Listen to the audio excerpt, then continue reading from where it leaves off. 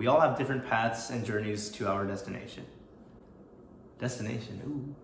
If you're about to start high school or if you're in high school right now, watch this video if you want to get into the college of your dreams. In this video, I will be giving you tips on how to both enrich your high school experiences as well as setting you up to get into your dream college. Now, I won't be getting into the nitty-gritty details of how I got into Yale or anything like that because I already have a lot of videos that you can view here. But instead, this video will focus more on the bigger picture items that can help you achieve the proper mindset. Now, why should you listen to me? Well, I recently graduated from Yale on a full ride and I feel very, very old, but also throughout the years, I've helped out many of you get into your dream and top colleges, and it's something that I'm very, very happy about and very, very proud of. So before we get into the tips, I would like to plug in some of my college consulting services. Please click the Calendly link in the description down below to schedule a free consulting service with me. Basically, during this free call, we can talk about anything that you need help with in terms of college applications, whether it's brainstorming your application in terms of figuring out what extracurriculars and classes to take, or even getting more nitty-gritty with editing and adjusting your essays. Once again, I'm very passionate about helping you guys out and connecting with each and every one of you, so please go down below, click the link in the description, and let me know how it goes.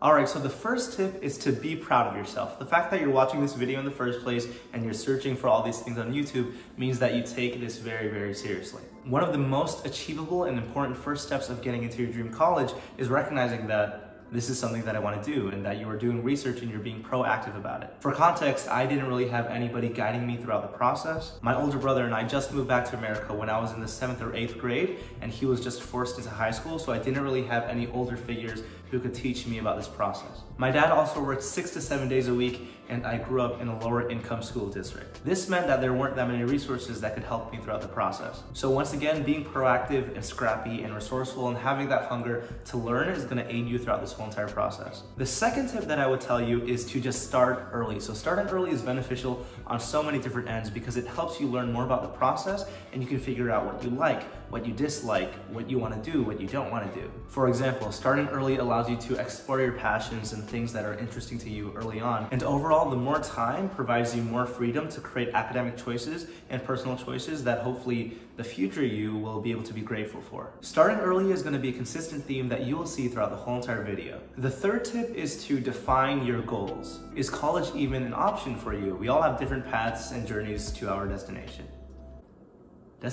Ooh.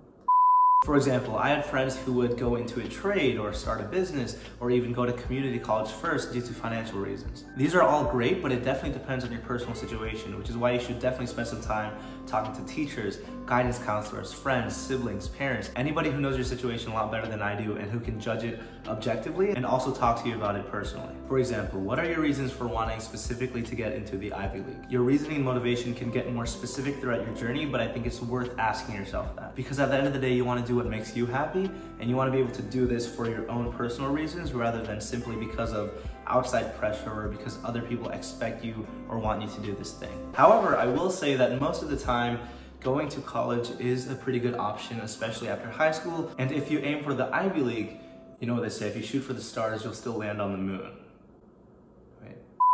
Basically what I'm saying is that if you prepare your application to be on the Ivy League level, that is allowing your application to also be used for any other college that you want. The fourth tip that I have is to explore your interests and be involved with everything and anything that you possibly have access to. A lot of people might not agree with me on this one, but basically what I'm saying is that especially when you're younger, especially in like 9th grade, 10th grade, or even 11th grade, if you spend a lot of your time just like doing things and trying things and experimenting, you're then able to consolidate that huge list of things into few things that you are really, really passionate about. For example, in the 9th grade, I was involved in the school governance council. Even though I was just a student representative and ended up not doing it at all in the 10th grade, in the 11th grade, there was actually an opportunity to become the school governance council president.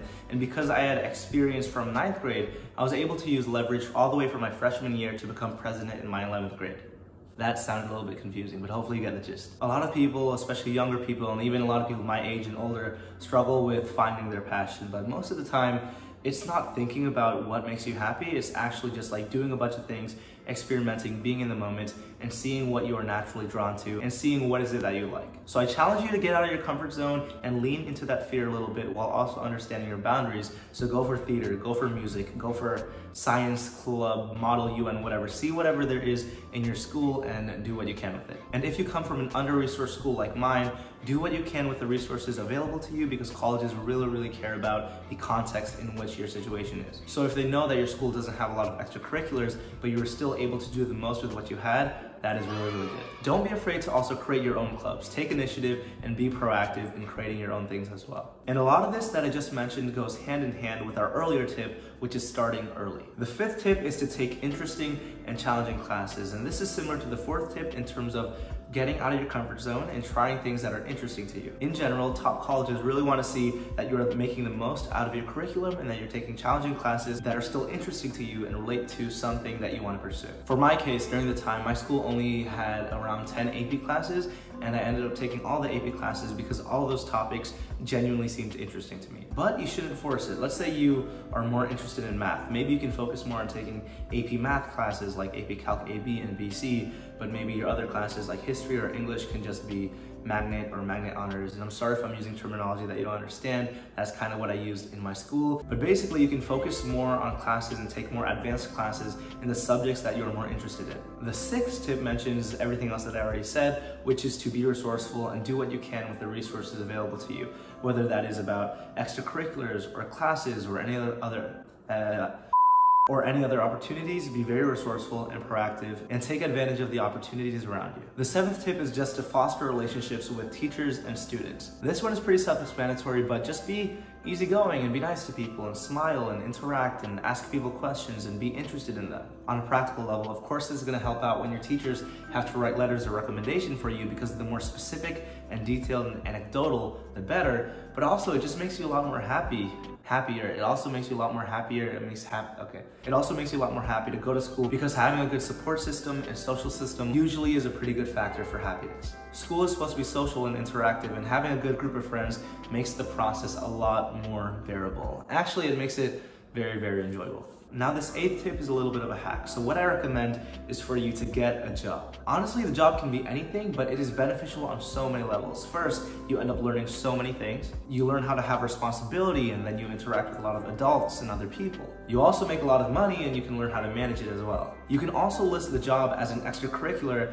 and maybe even talk about it. For example, throughout my whole entire high school career, I pretty much worked at this Japanese restaurant where my family worked at, and I talked about it in one of my Yale personal essays. I started off as a host, and then I became a takeout specialist, and then a busboy and a food expediter. And I talked about how my experiences at a food expediter connected to my experiences as a lead actor in my high school theater club. The experiences, connections, and the money were very worth it. The ninth tip is to have good habits. Consistency is very important. You might have heard some people say this before, but long-term intensity, oh no, that's not the word. You hear people say this all the time, but long-term consistency always beats short-term intensity. I probably heard that from one of those finance gurus or something, but it's very true, because you want to make sure that you are accountable and you're doing things little by little every single day that will eventually culminate into the greater goal for our purposes of getting into the college of your dreams. It's one thing to just watch this video, but it's another thing to watch this video, grab the information, and consistently take action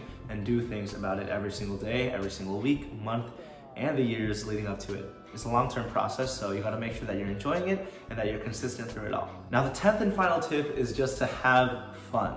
As cliche as it is, but watch this video and take whatever information sticks with you. At the end of the day, I just want to be supportive and kind and loving and helpful and entertaining, hopefully somewhat, but I also just want to keep it real. By applying these tips and having this natural ambition and curiosity, you're able to sort of naturally craft your application in a direction that is ideal for what you want to achieve. I hope you appreciated this small and quick video on tips on how to get into the college of your dreams. Once again, please click the link in the description down below for Calendly to schedule a free 5 to 10 minute call with me, talking to me in terms of advice and setting up a consulting service, whether it's brainstorming your college application plan or helping you out with your essays. I'm there to support you and help you out in whatever way possible, so please let me know. And thank you so much for watching this video. I'm here to help you out. I'll see you soon. Thank you so much for watching this video, and I'll see you in the next one.